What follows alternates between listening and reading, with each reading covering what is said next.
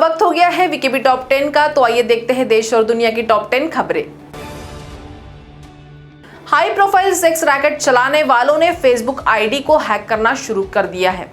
करीब महीने भर में मुंबई, पुणे, नागपुर में ऐसे कई मामले देखे गए हैं। एक पीड़ित नागपुर स्थित मिहान में बड़ा अधिकारी है, तो दूसरा व्यक्ति सामाजिक क्षेत्र से जुड़ा है। तीसरा व्यक्ति उपराजधानी के सांस्कृतिक क्षेत्र से जुड़ा बताया जा रहा है।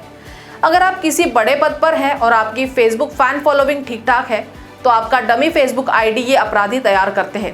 इनकी मधुर आवाज से सावधान रहें। मध्य महाराष्ट्र, मराठवाड़ा और विदर्भ में सोमवार को भारी बारिश के आसार है। साथ ही मौसम विभाग ने अगले एक सप्ताह में औसत से कम बारिश का अनुमान जताया है। रविवार को कोंकण और गोवा के कुछ हिस्सों में भारी बारिश हुई है, जबकि राज्य के कुछ हिस्सों में हल्की बारिश हुई। मध्य महाराष्ट्र में भी कुछ स्थानों पर भारी बारिश हुई। मंगलवार के बाद राज्य भर में बारिश की रफ्तार कम होने के आसार है। हल्की व मध्यम बारिश ने किसानों को थोड़ी राहत दी है। पूर्व गृह मंत्री अनिल देशमुख पर लगे आरोपों की जांच कर रही केंद्रीय सुरक्षा एजेंसियों के सामने नौकरी से निकाले गए सहायक पुलिस इंस्पेक्टर सचिन वाजे की असली करतूत सामने आई है। अपराध की जांच करने के बजाय वसूली का टारगेट निश्चित कर वह सुबह ही घर से बाहर निकल जाता था। मुंबई के बार, लॉजेस और अन्य जगहों से उसने हर महीने 2 से 4 लाख रुपए वसूल करना तय कर रखा था। पूछताछ में भी उसने इस बात का खुलासा किया है। ट्विटर ने भारत के खिलाफ एक और बड़ी चाल चली है। अपनी वेबसाइट पर उसने जम्मू कश्मीर और लद्दाख के इलाके को अलग देश के रूप में दिखाया है। सोशल मीडिया पर ट्विटर के इस कदम को लेकर यूजर्स नाराजगी जाहिर कर रहे हैं। नक्शे में अक्साई चीन को चीन का हिस्सा दिखाया है। ट्विटर ने हाल ही में सूचना प्रौद्योगिकी मंत्री रविशंकर प्रसाद के अकाउंट को ब्लॉक कर दिया था। प्रसाद का ट्विटर अकाउंट करीब 1 घंटे लॉक रहा था। क्रिकेट प्रेमियों के लिए एक बड़ी खबर, T20 वर्ल्ड कप के आयोजन को लेकर चल रही आशंकाओं पर विराम लग गया है। बीसीसीआई ने फैसला किया है कि इसका आयोजन UAE में होगा। सोमवार को बीसीसीआई के उपाध्यक्ष राजीव शुक्ला ने कहा कि तारीखें वही रहेगी। IPL के फौरन बाद क्वालिफायर शुरू हो जाएगा।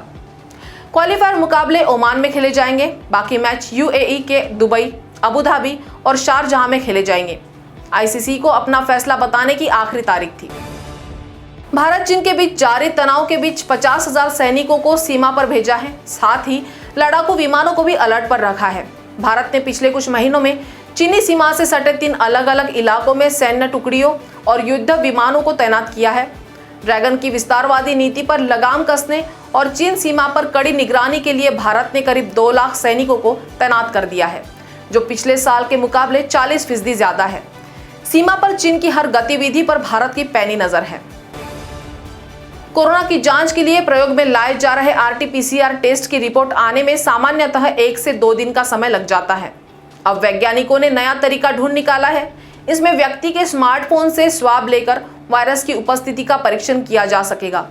स्क्रीनिंग के इस नए तरीके में व्यक्ति के नाक या गले से सैंपल लेने की कोई जरूरत नहीं होगी, जो आमतौर पर RT-PCR टेस्ट के मामले में किया जाता है। उम्मीद है कि इससे कोरोना को मात देने में आसानी होगी। कोरोना से प्रभावित हुए 25 लाख लोगों को फायदा पहुंचाने के लिए केंद्र सरकार ने नई स्कीम का ऐलान किया है।